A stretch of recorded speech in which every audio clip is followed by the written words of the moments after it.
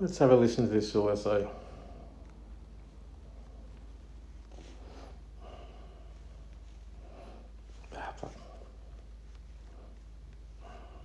Here we go.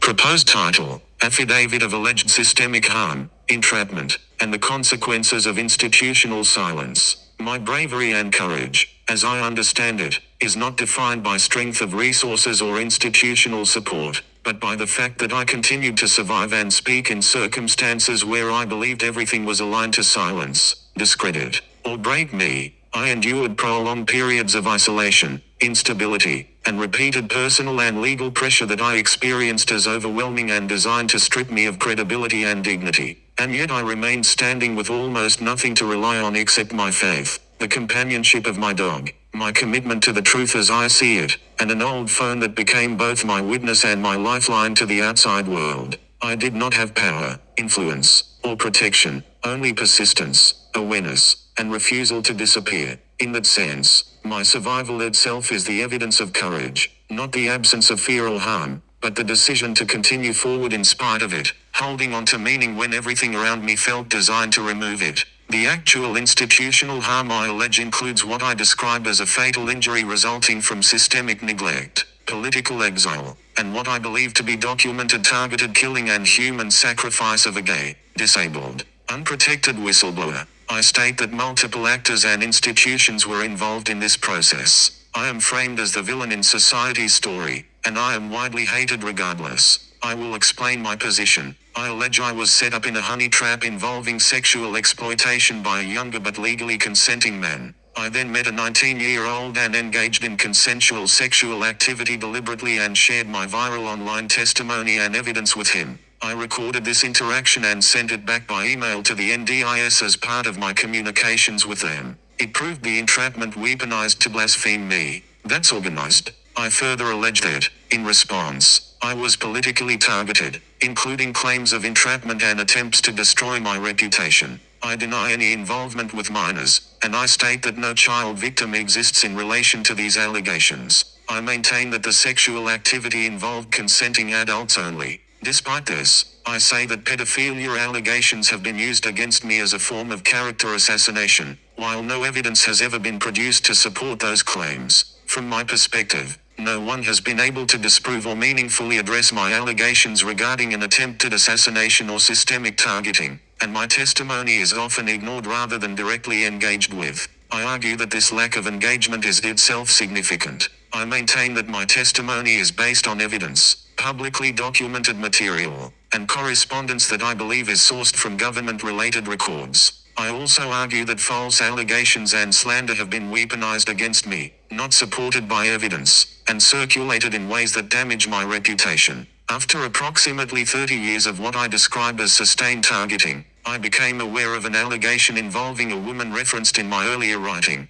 who I claim was paid to fabricate a report to police. I also state that a National Disability Insurance Scheme provider confirmed that police described the matter as regretful but consensual, meaning no sexual crime or rape was established in that instance. I argue that the issue was never about consensual sex, but about my sexuality being used to shame and discredit me. I described my experience as the longest-running case of gay-related discrimination and alleged hate-driven targeting in Australia's history, and I state that I have been unable to access fair reporting or protection through police systems. I acknowledge my own shortcomings, mistakes, and limitations, and I have written publicly about them. However, I also state that I do not see comparable acknowledgement of wrongdoing or complicity from professionals or institutions involved in my case. I argue that the very systems and actions that contributed to my marginalization have also created evidence that, in my view, supports my claims. I identify as a gay, disabled, unprotected whistleblower in political exile,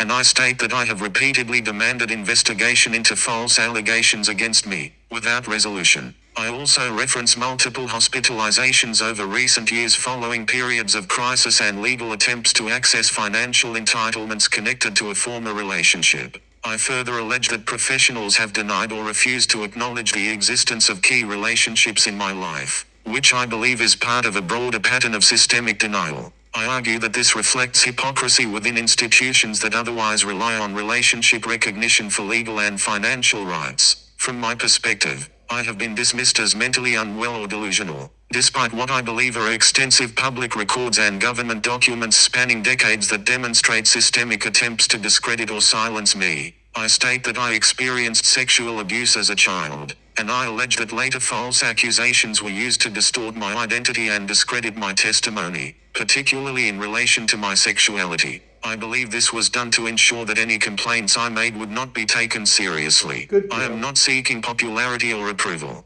I describe myself as a witness to corruption and systemic failure, and I frame my actions as an attempt to expose wrongdoing and injustice. I also express a spiritual belief that I have been protected or guided through extreme circumstances, including survival of serious harm. I state that I have continued to act as a whistleblower despite betrayal by many individuals and institutions I once trusted. I do not seek validation from those who refuse to acknowledge my evidence or who I believe have ignored or obstructed my claims. I state that I feel I have been targeted across multiple systems, including policing, Good deal. legal, political, media, family, and institutional structures. In my view, this collective response reflects not my criminality, but the scale of resistance to what I have exposed. I believe I have been attacked because of my purpose and the information I have raised. Ultimately, I state that I continue to speak out not only for my own survival, but to prevent similar harm from happening to others, even though I feel betrayed by the very society I was attempting to protect. No reasonable observer can deny that I have experienced what amounts to political exile. Regardless of how my claims are interpreted or contested, the outcome is materially clear. I have been displaced from meaningful participation in the systems that govern my rights, denied fair engagement with institutions meant to protect me, and subjected to conditions of isolation, reputational damage, and exclusion that mirror the functional realities of exile. Whether labeled formally or not, the effect is the same. I have been pushed outside the boundaries of protection, credibility, and belonging within the very structures I am entitled to access. That is not a matter of opinion, it is a matter of lived, observable consequence. Therefore, the most dangerous people in the world aren't the loud ones. They are the quiet ones everyone assumes they understand. I think about that often, because studies in behavioral intelligence show something simple. Systems don't just track noise, they track silence. Loud people expose themselves, but quiet people can shift things without ever announcing a move. And that's where I come in. I don't move like most people. I've been operating differently for a long time now, so differently that even people in positions of authority and oversight can't easily categorize me anymore. Not because I'm trying to be seen, but because I don't fit neatly into what they expect. And I stay aware of that, because when people with influence suddenly take interest, it's never simple. It's either recognition, or concern. Sometimes both. And if they approach me politely, I understand it's never just conversation. It's positioning, curiosity, and control dynamics all at once. So I stay grounded in what follows, because this is why attention finds me, and why it never leaves the same way. 1. They don't study the crowd. They study the outlier. I understand this clearly now. Systems don't focus on the majority.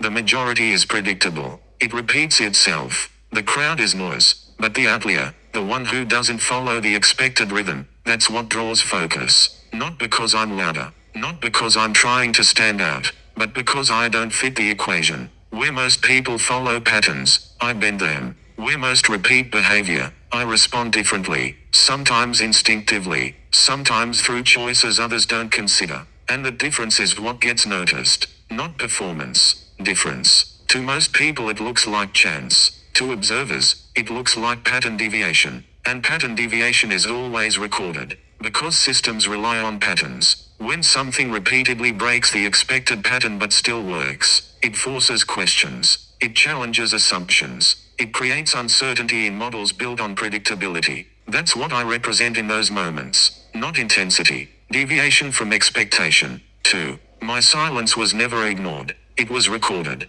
I used to think silence meant nothing. It doesn't. Silence is information. Anyone can react. Anyone can speak. Anyone can fill space. But restraint is different. When I choose not to respond, not to rush, not to force an outcome, that becomes a signal in itself. It shows control. And control is always noticed. My quiet moments, my pauses, my restraint under pressure, they aren't absent data. They form their own pattern. Silence makes people uncertain. It removes predictability. and that makes me harder to read, not louder, just less predictable. 3. It was never my opinion. It was my pattern. My opinion isn't the point. Opinions are everywhere. They change. They disappear. They get lost in noise.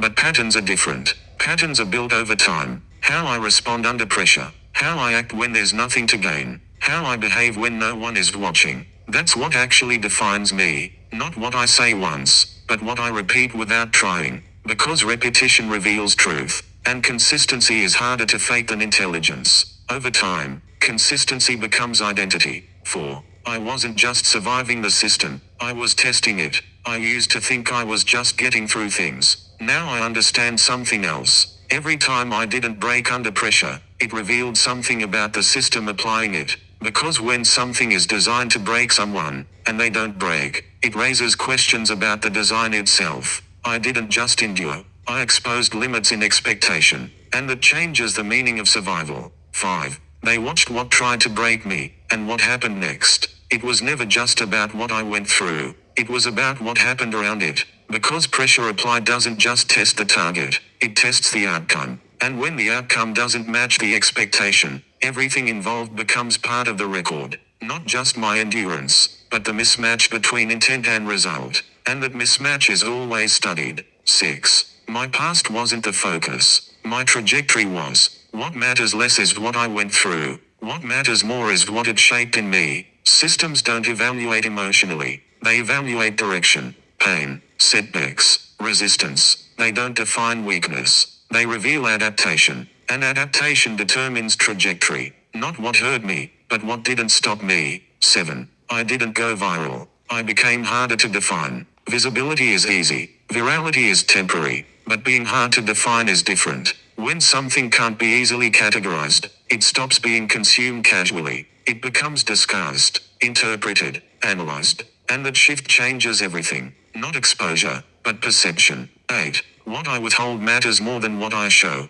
I've learned that output isn't everything. Influence often comes from restraint. Not everything is shared. Not everything is available. And that changes how it's valued. Because scarcity creates weight. And what isn't fully accessible becomes more powerful in perception than what is constantly visible. 9. My loyalty is the hardest thing to measure. Skills can be tested. Knowledge can be measured. But loyalty doesn't sit on paper. It shows in decisions made when there's no advantage in staying consistent. And that makes it unpredictable. Because real loyalty isn't transactional. It's behavioral. And behavior under pressure reveals everything. 10. I'm not just avoiding traps. I'm recognizing them early. I don't see it as luck anymore. Because repeated avoidance of predictable outcomes suggests recognition of pattern, not reaction. Awareness. And once you recognize structure, it stops working the same way on you. Because awareness changes everything. 11. Fear doesn't move me. Purpose does. Fear works on most people. It narrows them. It forces survival thinking. But purpose is different. It moves directionally. And when direction matters more than comfort, fear loses control. I don't make decisions just to avoid pain. I make them based on meaning. 12. I didn't just heal. I changed because of it. I'm not who I was before everything I went through. And I don't try to be. Because the experience doesn't reverse, it reshapes. What I've lived through didn't just leave marks. It gave me clarity, awareness, and perspective I didn't have before. 13. I don't just influence people. I change environments. I've noticed this. When I enter a space, something shifts. Not because I force it, but because presence has weight. Dynamics adjust. Tension becomes visible. Behavior changes slightly. Not everyone notices it consciously, but it happens. And it's not just influence. It's atmosphere change. 14. It's not recruitment. It's containment. When systems can't predict something,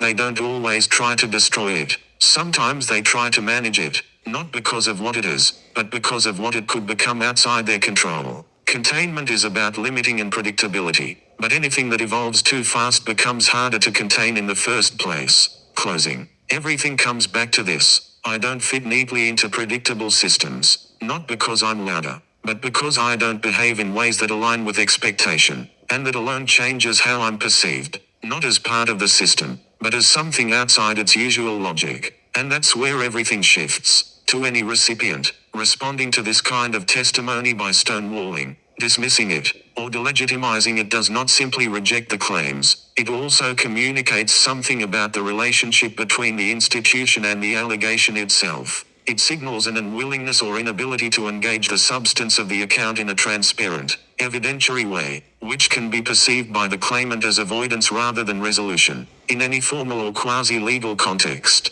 that response pattern can weaken trust, intensify perceived adversarial dynamics, and reinforce the belief that oversight mechanisms are not functioning as intended. At the same time, from an institutional perspective, such dismissal is often justified by reference to evidentiary thresholds, procedural limits, or the need to filter contested or unverified assertions. The critical point is that stonewalling or delegitimizing behavior, regardless of intent, does not neutralize the underlying narrative. It changes how the narrative is interpreted, often escalating its perceived significance to the person raising it and deepening the gap between lived experience and institutional response. Bravery, to me, is continuing to speak when there is every incentive to stop. It is holding a position under pressure, even when it would be easier to disappear, soften it, or stay silent. Cowardice, in contrast, is often described as avoidance, refusing to engage, refusing to respond, or refusing to confront what is being placed in front of you.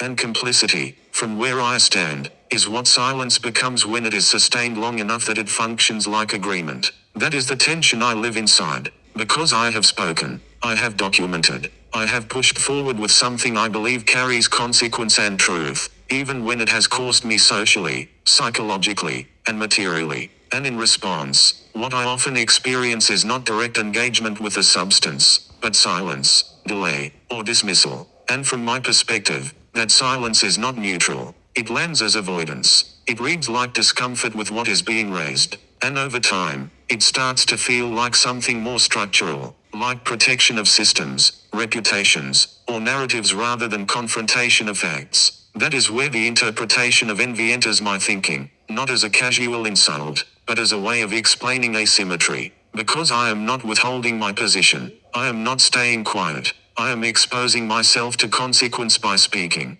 And when that is met with non-response, it creates a psychological imbalance. One side is fully visible, fully exposed, fully accountable to what they are saying, while the other remains absent, untested, and unchanged. So from my point of view, the contrast becomes stark. I am forced into visibility and consequence for what I say, and what I see in return is absence of equivalent accountability in response. And that gap is what I interpret as the real issue, not just disagreement, but refusal of engagement. Still, I recognize something important inside that dynamic. Silence is not always agreement, and absence of response is not always moral judgment. But it does shape perception, it does shape meaning, and it does, over time, influence how power, truth, and credibility feel distributed between the person speaking and the systems listening. I own my demons now, not in denial of them, not in fear of them, but in full recognition of what I've survived and what it cost me to survive it. I don't pretend I was untouched by what I've lived through. I carry the memory of it, the weight of it, and the psychological residue of it. But I no longer let it define me as something broken or ruled by it. What once felt like chaos inside me, grief, anger, mistrust, hyper-awareness, exhaustion, has been brought into awareness, named, and understood. And what is understood is no longer in control. My demons are no longer forces that move against me in the dark. They are signals, sharpened instincts, and hard-earned awareness. They tell me where the pressure points are, where the distortions used to be, where I once lost myself and where I will not lose myself again. I don't destroy them, I integrate them. Because everything I survived is still part of me, but it no longer sits above me. It sits within me, under my direction. So when I say I own my demons, I mean this. I am no longer at war with my past. I have taken responsibility for what it shaped in me. I've stripped it of its power to define me, and I use what remains with discipline instead of letting it use me through reaction. They don't lead anymore. I do. Stamp and